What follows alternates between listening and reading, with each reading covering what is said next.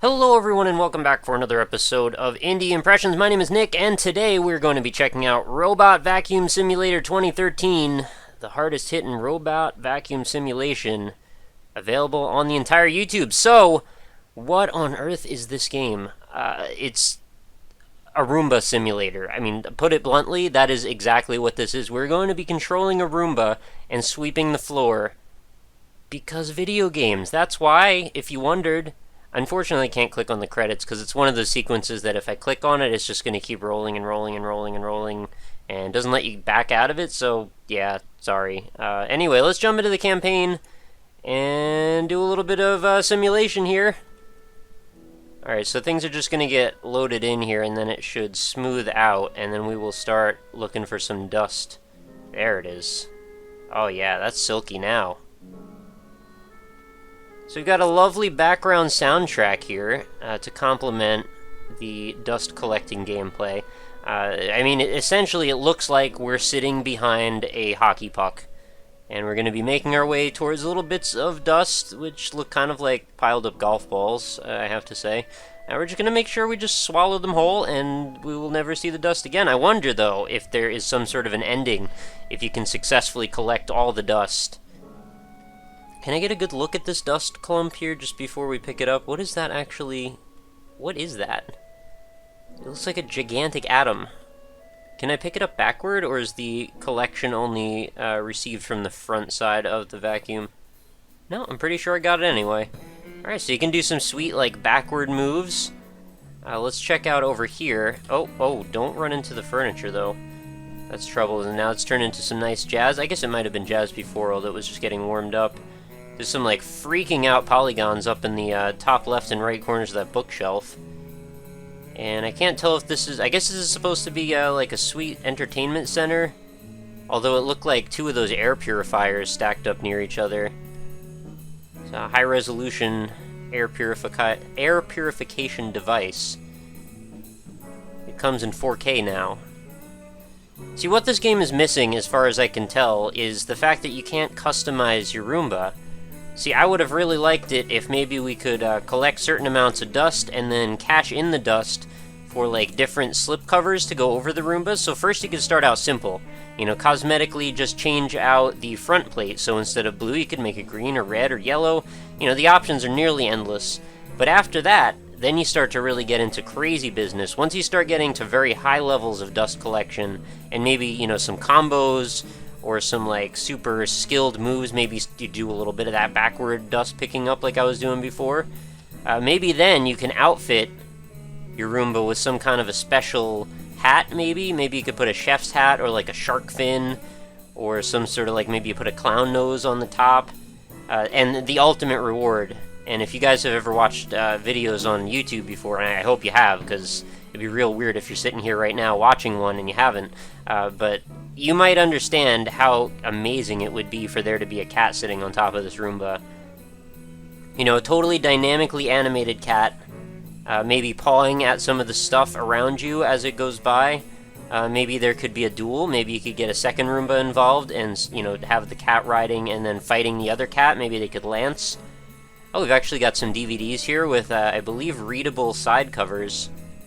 Kind of wondering... Oh, it looks like they repeat, though. Is one of them Kill Bill? That's always the first one I look for. I see a couple of yellows. I can kind of read them, but, like, mostly not. I can't really make out most of the titles, surprisingly. Open Range, I think I see. None of these really look particularly familiar. Oh, Four Rooms. There's one I know. I really like that one. It's a bit of a classic. If you haven't seen Four Rooms, go check it out. It's hilarious and pretty dark at the same time. 310 to Yuma. I think I have that. I don't think I've watched it yet. What does that say? Hunted? Yeah, I haven't watched that one. I don't think I've really heard of that one.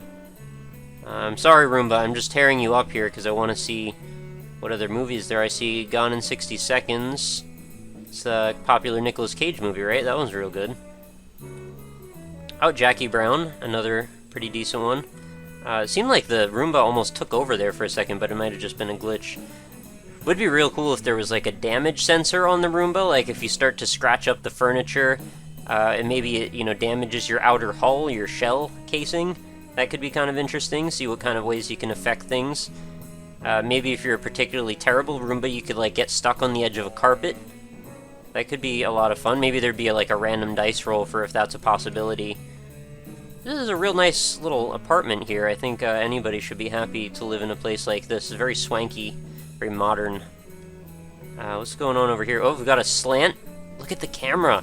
It's almost like the roadie run of Roomba simulation.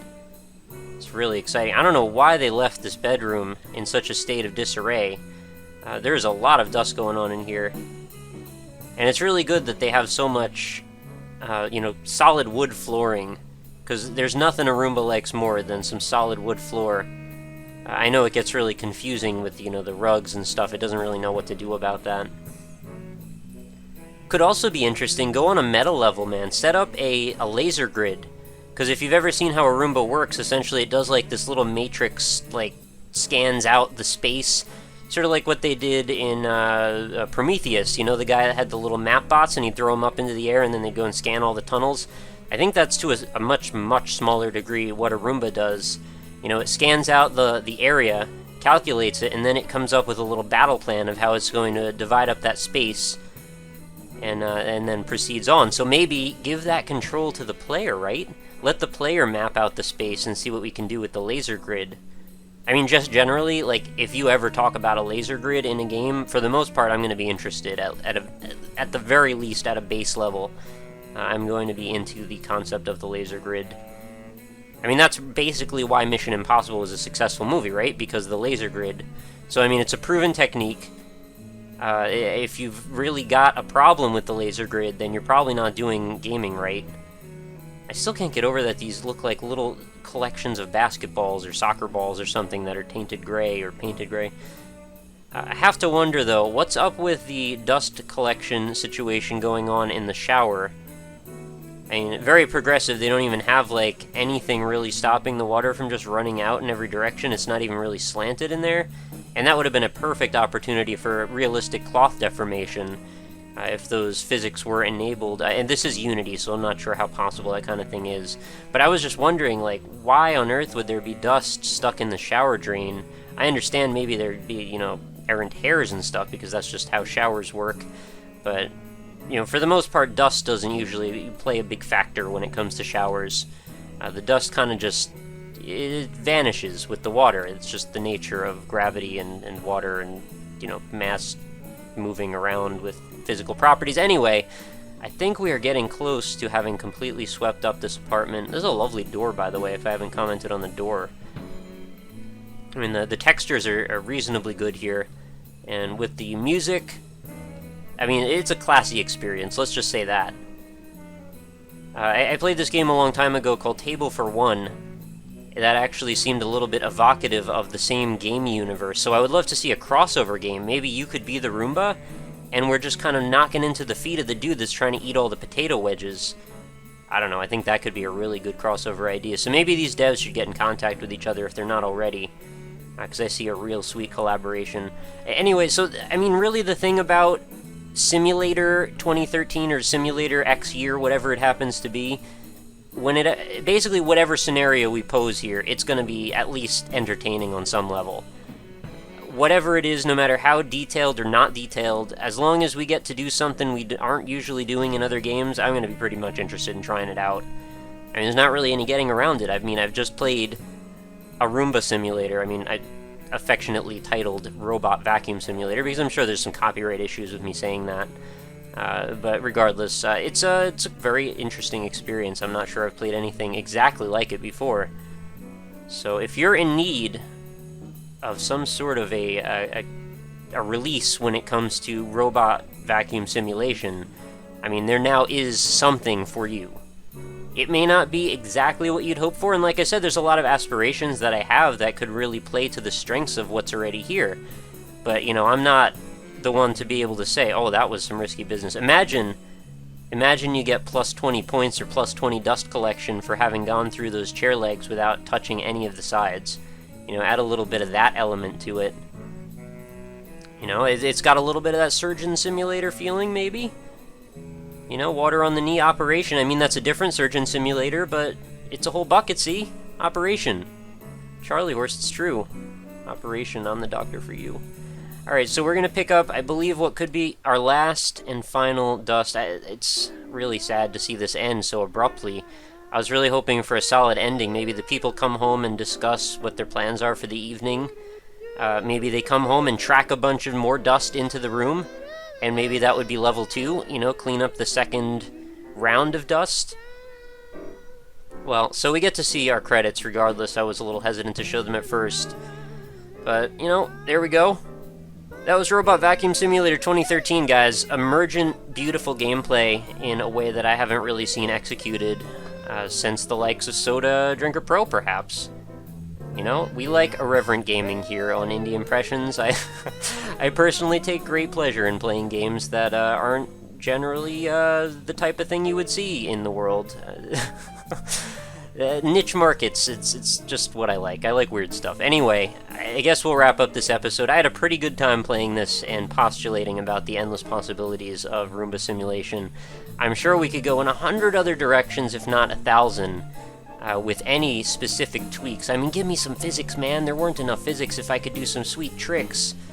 I don't know. I digress. I don't mean to get off on this crazy thing. Like, I mean, I do mean to really go off in bizarre tangents, but at the same time, this is what it is, and we have to appreciate it for that. So I hope you enjoyed the episode, guys, and I hope you'll stick with me for lots more bizarre indie games. That's what I love, and I hope you love them as well. So if you want to check out lots more episodes in the series, I implore you, please check out the website, indie-impressions.com. That's my home base.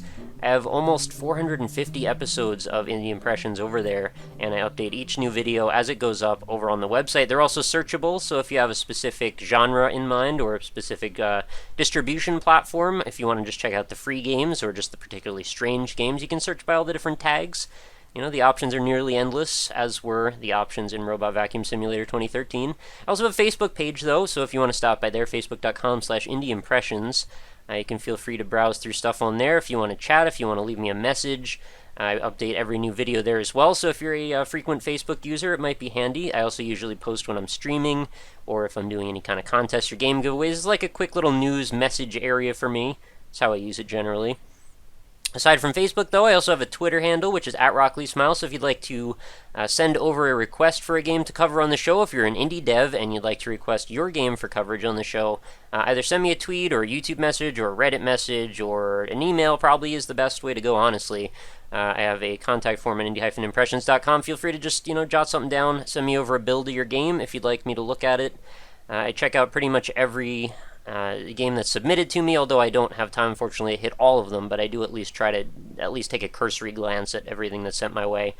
But I don't mean to go on too long here, so if you missed anything, feel free to check out the description of this video.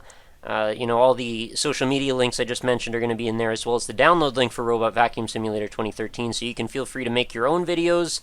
If you want to make a video response to this, or if you just want to enjoy and bask in the irreverence of playing a Roomba video game, now's your chance. Get it while the getting's good. And I hope you did enjoy this episode. And please do let me know all your comments and criticisms and suggestions for this type of gameplay in the comments below. I am always craving to hear what your opinions are on this type of thing. There are plenty of different directions, as I already gave you examples for how we could take this sort of gameplay. So I am eager to know what your own opinions are. So promote discussion, enjoy bizarre indie games. That's what we do here on Indie Impressions, and I hope you enjoyed the episode. I will be back again tomorrow, as I am every single day, with a brand new indie game or at least something different. And it's not always brand new. I think there have been like 2 overlaps now in the entirety of the 450 episodes of the series. But anyway, that's going to do it for today's episode. Hope you enjoyed it. Hope you have a lovely night, and I will see you again tomorrow.